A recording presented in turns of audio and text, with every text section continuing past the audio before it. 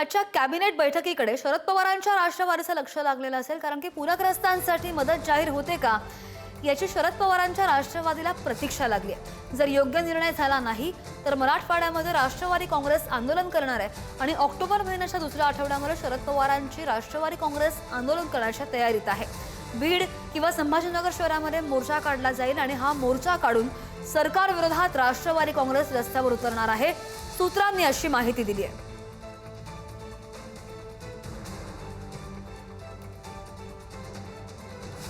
आणि या संदर्भात आणखी जाणून घेऊयात आमचे प्रतिनिधी संदीप राजवळकर आपल्या सोबत आहेत। संदीप, हे आंदोलन नेमकं कधी होऊ शकतं, काय इशारा दिलेला आहे राष्ट्रवादी काँग्रेसने?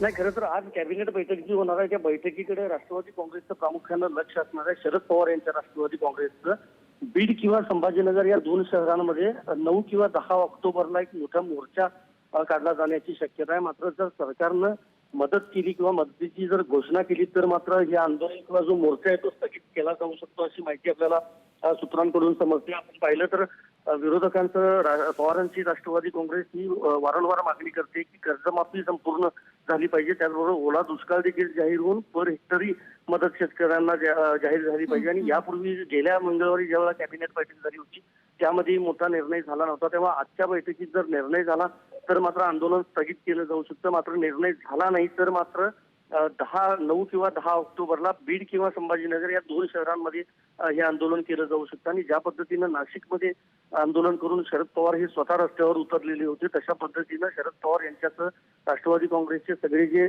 वरिष्ठ नेते आहेत ते या आंदोलनामध्ये सहभागी होऊ शकतात। अगदी नाही, बरोबर आहे। आता सगळं एकूणच कॅबिनेट बैठकीकडे लक्ष लागलेलं आहे। आता या बैठकीमध्ये काय होतं लक्ष असेल। संदीप, धन्यवाद दिलेल्या अपडेटसाठी।